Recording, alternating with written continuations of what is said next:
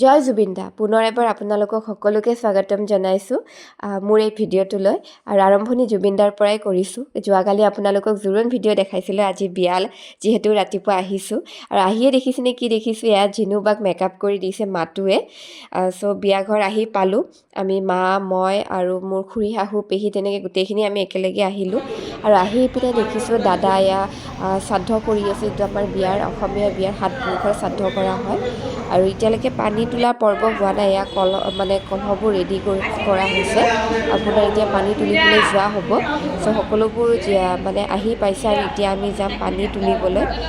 এয়া দেখিছে আয়তীসকল, এয়া কইনাৰ মাক, বৌ সকলোখিনি আহিছে। এয়া কইনাৰ ফালৰ বৌ গীতাবৌ সকলোখিনি আহিছে দেখিছে, গোটেইখিনি এতিয়া ৰৈ আছে আৰু এয়া সকলোৱে কলহা একো একোটা লৈ ল'লে। আৰু জানেনে আজি প্ৰথমবাৰ মোৰ ভাগতো কলহ পৰিছে, কাৰণ যদি এতিয়া খুৰী মাক হৈছোঁ খুৰী হৈছোঁতো ল'ব লাগিবই। সেইকাৰণে এটা মোকো দিয়া হ'ল দায়িত্ব। এয়া গৈ আছোঁ আয়তীৰ লগত, ময়ো এতিয়া আয়তী হ'লোঁ। গৈ আছোঁ, প্ৰথমবাৰ মোৰো অভিজ্ঞতা এটা হ'ল পানী তোলা, প্ৰথমজনী ভতিজাৰ বিয়া। এতিয়া গৈ আছোঁ পানী তুলিবলৈ, বলকচোন আপোনালোককো দেখা। আৰু আমি এতিয়া থিয় হৈ আছোঁ, একচুৱেলি আমি এতিয়া ফটো উঠি আছোঁ আৰু এইখিনি ভিডিঅ' কইনাই মোক বনাই দিছে আৰু এয়া আমি যাত্ৰা কৰিছোঁ পানী তুলিবলৈ।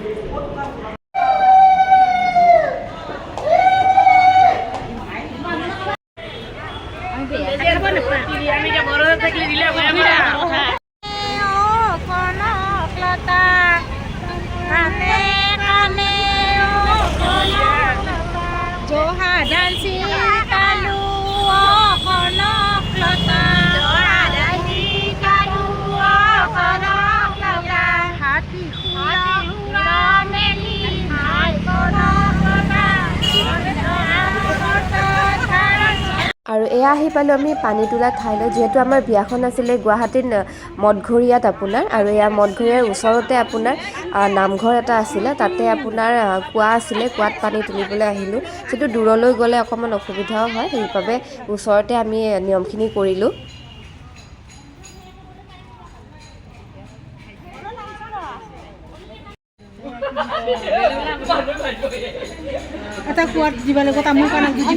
যিহেতু নামঘৰভাগ বন্ধ আছিলে, সেইবাবে আমি বাহিৰতে আপোনাৰ চাকি ধূপ জ্বলালোঁ, লগতে পাণ তামোলো এখন তেনেকৈ পইচা দি পিনে আমি সেৱা কৰিছোঁ সকলোৱে।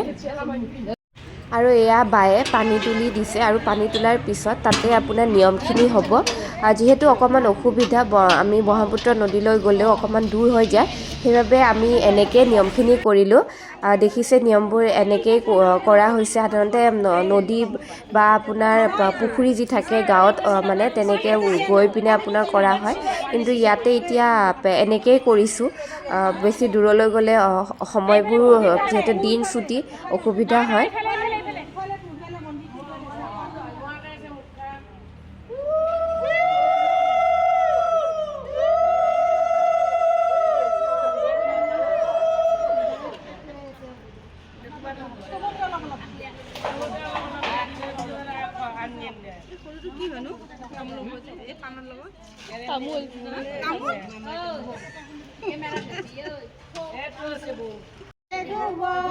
ৰাম কৃষ্ণ হিয়গাতে ডুব, হৰি মনৰ গুণঘাতে তুলিবা পানী।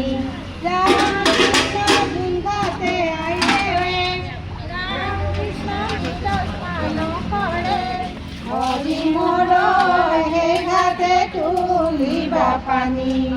ফুল চন্দন তুলসী নভৰি, ৰাধা তোমাৰ কলচী আই দেউৰে পানীতে। ফুল চন্দন তুলসী কলচী নামানে, ফুল চন্দন তুলসী।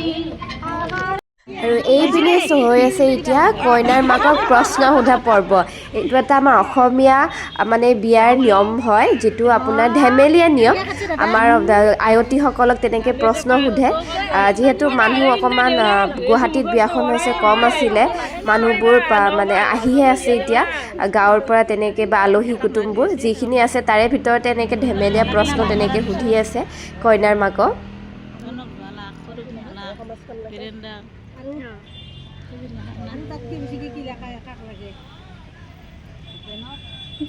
মাইমৰতে হিৰেন্দাটো বেয়া নাই না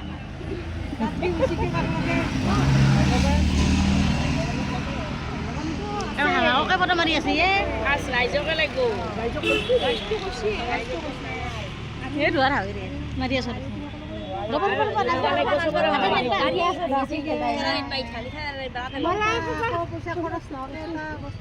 আৰু এয়াক পানী তুলি অহাৰ পিছত কইনাৰ ভনীয়েকৰ লগতো অকণমান ভিডিঅ' কৰিলোঁ কালি হেনো তাইক বোলে মই কমকৈ দেখালোঁ কি দেখালোঁ বোলে কন্দা ভিডিঅ' দেখালোঁ কিনে আজি তাইৰ নকন্দাতে মই তাইক দেখুৱালোঁ আৰু ইয়াৰ লগত আছিলে খুৰী শাহু পেহী শাহু মা পেহীৰ ছোৱালী দুজনী ভতিজা দুটা সকলোখিনিয়ে আমি নিজকে এবাৰ ভিডিঅ'ত কৰি ৰাখিলোঁ আৰু এয়া আহি গ'ল গৰম গৰম পকৰীৰ জিলাপি আৰু লগত আছিলে কফি পানী তুলি অহাৰ পিছত আচলতে ভোকো লাগিছিলে সেইকাৰণে কফি একাপ তেনেকৈ খালোঁ আৰু এতিয়া দি আছে মানে বিলাই আছে প্ৰসাদ যিটো শ্ৰাদ্ধ কৰা গৈছিলে তাৰে প্ৰসাদ মোৰ শাহু মা আৰু খুৰী শাহুৱে মানে মা আৰু শাহু মা মা আৰু মানে খুৰী শাহুৱে তেনেকৈ বিলাই আছিলে ভগাই দি আছিলে আৰু এয়া হৈছে আমাৰ বৌ হিৰেণ দাদাৰ বৌ তেখেত খুব মানে সহজ সৰল খুব মৰমীয়াল মানুহগৰাকী খুব ভাল লাগে আৰু তেনেকৈ আৰু এয়া কইনা কৈছোৱে খুব মৰম লগা কইনা হয় দেখিছে তাইক আজিও মৰম লাগিছে সেন্দুৰখিনি শিৰত হোৱাৰ পিছত তাইৰ মুখখন মানে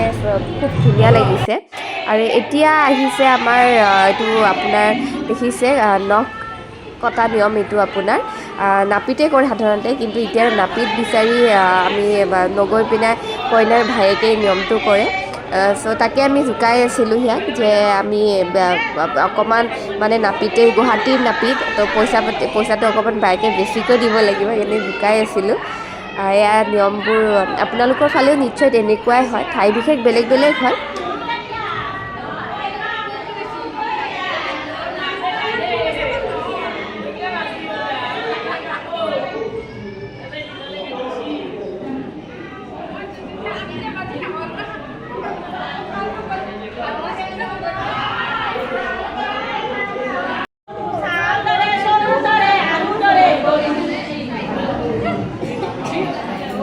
আৰু আমি এতিয়া আমাৰ মানে নাপিতক জোকাই আছিলোঁ যে যিহেতু ভাইটি হয় কইনাৰ তো সেৱা কৰিব লাগিব যিহেতু বায়েক হয় তাই কইনা ইয়াক জোকাই আছিলোঁ আৰু সি দেখিছেনে সেৱা কৰিছে কিন্তু কৈছে ফটোখন উঠাবি একো নাই বাৰু এইবোৰ ধেমালি আৰু এতিয়া লৈ আহিছে কইনাক গা ধুৱাবলৈ এতিয়া গা ধোৱা নিয়ম লোকেল আৰু এয়া হৈছে কইনাৰ মাক দেউতাক আৰু পোনপ্ৰথমে মাক দেউতাকে কইনাক মানে নিজৰ ছোৱালীজনীক মাহ হালধি লগাব ফুল ডাঙাটোহে লাগিব ডাঙাটোৱে লাগিব বিয়াখনৰ প্ৰত্যেকটো সময় আচলতে বহুত কষ্টকৰ এজনী ছোৱালীৰ মাক দেউতাকৰ বাবে আৰু এইখিনি সময় এজনী ছোৱালীৰ লগতে মাক দেউতাকৰো বহুত কষ্টকৰ কাৰণ নিজৰ ছোৱালীজনী শেষবাৰৰ বাবে তেখেতে নিজৰ ঘৰখনত মাহ হালধিৰে গা ধুৱাই নোৱাই পিনে আপোনাৰ আন এখন ঘৰৰ বাবে তাইক উলিয়াই দিয়ে সঁচাই বহুত এটা কষ্টকৰ আৰু ইয়াত দেখিছে কইনাৰ ভনীয়েকো গৈছে তাই ডাঙৰ যি ডাঙৰক দিলিয়া কৰিব লাগে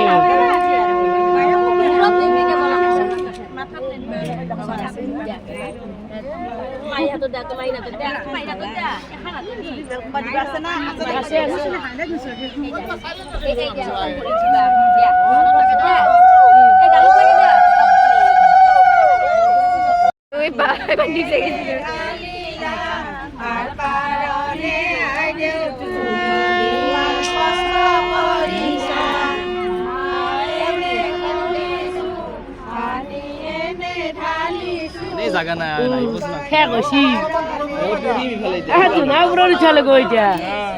বিয়া বুলি ক'লে কিন্তু আয়তীৰ গীতবোৰো খুব ধুনীয়া লাগে দেই কিয়নো এই গীতবোৰ খুবেই ধেমেলীয়া হয় আৰু এই গীতবোৰে হৈছে আমাৰ অসমীয়া জাতিটোৰ সংস্কৃতি আৰু এই গীতবোৰত যে ইমান জোকোৱা জুকি থাকে কইনাৰ মাকক দেউতাকক বা কইনাৰ খুৰীয়েক আইতাক মামীয়েক আনকি দৰা কইনাকো কিন্তু খুবেই জোকায় যিবোৰ খুব ভাল লাগে আৰু ইয়াত দেখিছেনে আমাৰ কইনাৰ ভায়েকক সিও আহিছে আপোনাৰ মাহ হালধি লগাবলৈ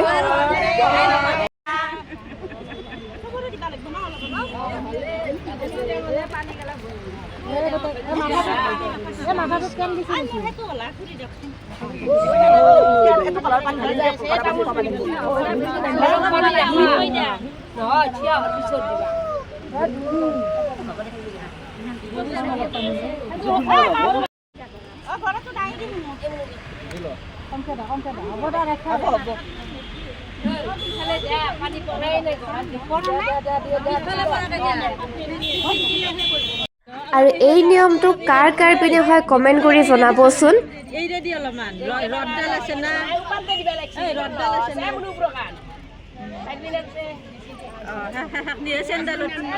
চেণ্ডালত বান্ধি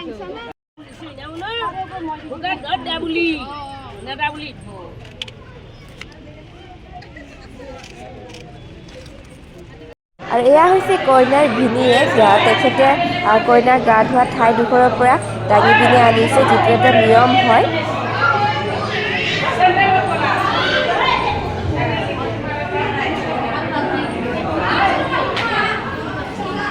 আৰু যিহেতু এতিয়া কইনাৰ গা ধোৱা শেষ হৈ গ'ল আৰু আমিও আহি গ'লোঁ খাবলৈ, কাৰণ বহুতে ভোক লাগিছিল আৰু খাই লৈ পিনে ঘৰলৈও যাব লাগিব। অকণমান জিৰাই পিনে গধূলি যিহেতু আহিম, আকৌ দৰা অহালৈ থাকিম, তো সেইবাবে এতিয়া খাই লৈ সোনকালে এবাৰ ঘৰলৈ যাওঁ। আৰু এয়াৰ আপোনাৰ পানী তোলাৰ সময়ত উঠা এখন ফটো সকলোৱে। আৰু এখন বিশেষ ফটো, বহু দিনৰ পিছত মোৰ স্কুলৰ মিছ এগৰাকীক লগ পালোঁ, খুবেই ভাল লাগিলে। আশা কৰোঁ আপোনালোকে ভিডিঅ'টি চাই ভাল পালে আৰু বিয়াৰ থাৰ্ড পাৰ্টটো আহি আছে নেক্সট ভিডিঅ'ত।